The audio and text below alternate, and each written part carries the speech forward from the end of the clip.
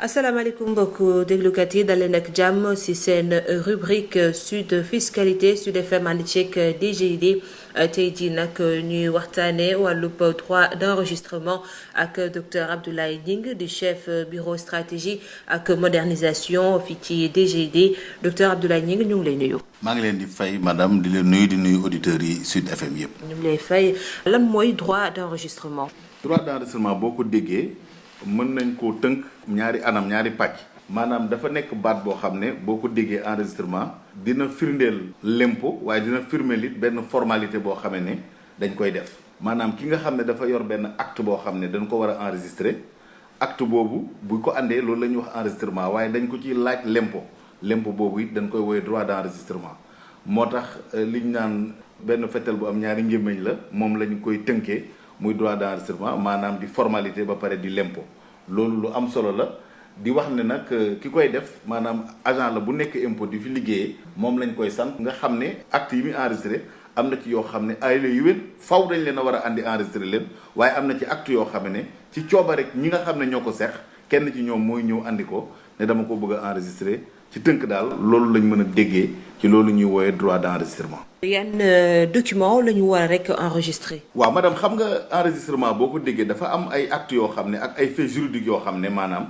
ay la yéwén dañ leen a war a enregistrer c'est-à-dire yooyu mënuñ leen a bañ a enregistrer faw dañ leen di andi enregistrement maanaam obligation la. am na ci yoo xam ne andi leen enregistrement dafay nekk ci coobare ñi nga xam ne ñoo seq acte bi kenn ci ñoom mën naa ñëw ne damaa bëgg a def enregistrement pour conférer acte bi lu ñuy wax date certaine maanaam de date bii lañ ko def mu mën ko dëggal. waaye ak yi nga xam ne nag faw ay la yoon dañ leen a war a andi enregistrement masalan mën nañ cee lim acte yi nga xam ne suñu notaires yi ñoo ko tëgg ak yi nga xam ne dañ leen di wooyee ay procès-verbaux yi nga xam ne huissier de justice yi ci ñoom lay jóge ak acte yi nga xam ne tribunal lay jóge maanaam lu mel ni jugement yi nga xam ne cour yi ak tribunaux yi ci ñoom lay jóge alors ci gàttal daal loolu mooy acte yi nga xam ne dañ leen a war a andi enregistrement waaye yi nga xam ne obligatoirement dañ leen a war a andi enregistrement li nga xam ne mën nañ ko ci téye mooy bu ñu dressé acte bi rek bu ñu ci tegee weer war nañ koo andi bu ko deful ay daan mën nañ cee toftal loolu mooy délai général bi am na yeneen délai nag yoo xam ne ay délai dérogatoire la pour yeneen actes yi waaye lii daal lañ mën a tënk ci li nga xam ne moom mooy documents yi nga xam ne war nañ leen a andi daal di leen xaatim pour enregistrement. document yooyu boo enregistré ba noppi naka ngay def rek ngir payoor gi. waaw xam nga l'impôt moom Sénégal comme droit d'enregistrement impôt la comme impôt yëpp boo koy fay mën nga andi espèce maanaam li ñuy wax espèce ndaxte ñun suñu économie yi effectivement ba léegi espèce mu ngi circuler waaye mun nga andi chèque comme mun nga andi mandat waaw xam naa ne sax waa DGD ñu ngi ciy liggéey waaye am na foo xam ne bu ñu fa tolloo sax xam ñu avancé nañ bu baax ci yooyu. li ñuy wax paiement en ligne sax du ñàkk dina ci am ndaxte digitalisation intégrale boobu ngay dégg nga xam ne moom moo nekk ci suñu programme yaatal yaakaar naa ne bu ñu ci xuusee des na tuuti rek nit ñi sax seen kër la ñuy toog di enregistrer di fay en ligne waaye nag pour le moment li nga xam ne moom mooy paiement bi gën a kii chèque la ndax xam nañ ne paiement par espèce yi am na ay loi yoo xam ne ni dafay wax ne montant yi mënu ko dépasser yooyu moo tax paiement bi ci gën a siiw daal xam naa ci jamono yi mën nañ jàpp ne chèque la. muy question bu mujj bi naka la ñu mën a defee enregistrement yooyu maanaam formalité yi naka la. waaw xam nga formalité yooyu nag. maanaam ki nga xam ne l'impôt bi nga xam ne centre impôt bi nga xam ne. moom lañ yoon may mu enregistré maanaam moom moo am prérogative boobu yoon may ko. loolu boo xoolee li nga xam ne ci cëslaay gi ñu ko teg mooy li ñuy wax territorialité. maanaam mooy lan bu ma jëlee lu mel ni immeuble bu ñu jënd nga xam ne moom lu mel ni acte public acte judiciaire wala ay acte sous seing privé yi porté ci benn immeuble wala droit réel immobilier yaa xam wala fonds de commerce wala ay clientèle ak yu demee noonu yooyu bureau bi nga xam ne moo compétent mooy bureau bi nga xam ne immeuble bi fa la nekk waaye boo jëlee nag yeneen acte sous seing public yi wala sous seing privé bi moom bureau bi nga xam ne mooy compétent mooy bureau bi nga xam ne fa la adresse wu ak professionnel bi nga xam ne moo dressé acte bi huissier public ku mel ni notaire bi wala huissier beeg yooyu foofa lañ koy dem enregistré waaye am na lu am solo loo xam ne bëggoon naa ci taxaw tuuti mooy loolu ñuy woy formalité fusionnée waaye xam nga boo xoolee depuis 2012 ba léegi administration dafay xalaat ci nu ñuy def bu mbir yi gën a gaaw looloo tax pour mu gën a gaaw pour ñu baral mbir yi ñu wax ne formalité enregistrement dañu koy boole ak formalité de mutation parce que xam nga lu mel ni immeuble boo enregistré tamit foog nga muté léegi dañ ko boole ñu koy wax formalité fusionnée boobu nag bureau de conservation bi nga xam ne moo am compétence territorialement bureau boobu moo koy enregistré donc loolu dama ko ci bëggoon yokk ndax dafa di lu am solo te ñu ngi ko andi ci code bu bees bi nga xam ne moom lañ tëgg 2012. mbokk yi fi la ñuy yem ak yéen docteur Abdoulaye Gningue ñu ngi lay jaajëfal. man mi maa leen di jaajëfal madame. di fàttali ni yow inspecteur principal nga di it chef du bureau de la stratégie et de la modernisation fii ci DGID mbokk yi kon ñu leen di jox dig daje fii ak ñaari ci ay bés. Mesdames et messieurs, bonjour. Sud FM en partenariat avec la Direction générale des impôts et des domaines revient avec votre rubrique Sud Fiscalité dans le cadre de la sensibilisation et du consentement à l'impôt pour éclairer les usagers sur les différentes compétences de la DGID.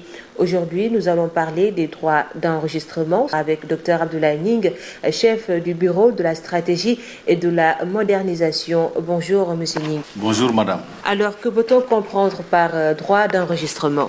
Le mot enregistrement désigne à la fois une formalité mais également un impôt. Autrement dit, d'une manière générale, on peut définir l'enregistrement comme étant, bien entendu, une formalité qui peut être soit volontaire, soit obligatoire, qui est accomplie par un agent des impôts, mais suite à l'analyse d'actes ou de faits juridiques et qui donne naturellement lieu à la perception de frais de nature fiscale. Et notez également de manière subsidiaire que l'un des principaux effets de cette formalité d'enregistrement, c'est effectivement de conférer à certains actes qui en sont dépourvus une date certaine. Ça veut dire quoi? Ça veut dire l'enregistrement n'authentifie pas l'acte, mais donne plutôt à l'acte une date certaine pour les actes qui en sont dépourvus. Donc voilà, grosso modo, ce qu'on peut entendre par enregistrement. Et quel type de documents doivent impérativement être enregistrés? Alors, vous savez, il y a des actes effectivement ou des faits juridiques qui sont obligatoirement soumis à l'enregistrement. Donc, et les actes ayant des implications juridiques importantes, généralement, sont obligatoirement soumis à l'enregistrement. Mais ceux pour lesquels il n'y a pas d'obligation peuvent être enregistrés, mais volontairement, c'est-à-dire présentés volontairement à la formalité de l'enregistrement par l'une des parties. Maintenant, parmi les actes qui sont obligatoirement soumis à la formalité d'enregistrement, nous pouvons en noter quelques-unes, comme par exemple les actes notariés, c'est-à-dire les actes qui sont établis par les notaires. On peut également noter les exploits et procès qui sont verbaux, dressés par les huissiers de justice. On peut également noter les actes judiciaires, tels que les arrêts et les jugements, qui sont rendus par les cours et tribunaux. Donc, en règle générale, nous pouvons noter que les actes qui sont obligatoirement soumis à la formalité de l'enregistrement doivent être présentés, et ça c'est important de le dire d'ailleurs, dans un délai. Donc, dépasser ce délai, naturellement, l'administration fiscale va appliquer des pénalités. Et le délai de droit commun, généralement, c'est 1 mois à compter effectivement de la date de rédaction de l'acte. Maintenant, à côté de ce principe, naturellement, il existe d'autres délais spéciaux, effectivement, pour certaines catégories d'actes, par dérogation. Et quelles sont les modalités de paiement? Généralement, c'est comme les modalités de paiement qui existent, c'est-à-dire on peut payer en espèces, on peut payer par chèque ou par mandat avant l'accomplissement même de la formalité d'enregistrement. Ils sont généralement acquittés par celui à qui profite l'acte, généralement. Par exemple, le preneur pour les baux d'immeubles, l'acquéreur pour les actes, par exemple, qui constatent un transfert de propriété, ou plus généralement la personne qui requiert la formalité auprès du bureau compétent, une personne qui vient effectivement requérir cette formalité-là. Mais généralement, le moyen le plus usité, aujourd'hui, la bancarisation généralisée, généralement, ce sont des chèques bancaires. C'est le moyen le plus utilisé présentement. Pour la dernière question, où et comment effectuer cette formalité? Le critère le plus usuel, le critère principal de détermination du bureau compétent pour l'accomplissement de l'acte d'enregistrement retenu est véritablement la territorialité. Concrètement, ça veut dire quoi? Alors, pour les actes publics, les actes judiciaires et les actes sous seing privé, par exemple portant sur un immeuble ou bien un droit réel immobilier, un fonds de commerce ou une clientèle, le bureau compétent, c'est le bureau du ressort dans lequel se situe le bien. Maintenant, pour les autres actes publics et sous seing privé, c'est le bureau, effectivement, dans le ressort duquel se situe l'adresse professionnelle de l'officier public qui a adressé l'acte ou, en tout cas, celle de l'une des parties contractantes qui est compétente.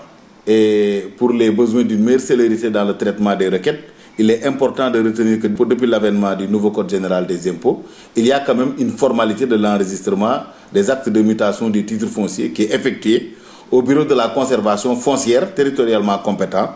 C'est ce que nous appelons dans notre jargon communément la formalité fusionnée. Docteur Abdoulaye Gningue, merci. C'est moi qui vous remercie, madame. Je rappelle que vous êtes le chef du bureau de la stratégie et de la modernisation à la DGID. Voilà, c'en est tout, chers auditeurs. Rendez-vous dans 2 semaines.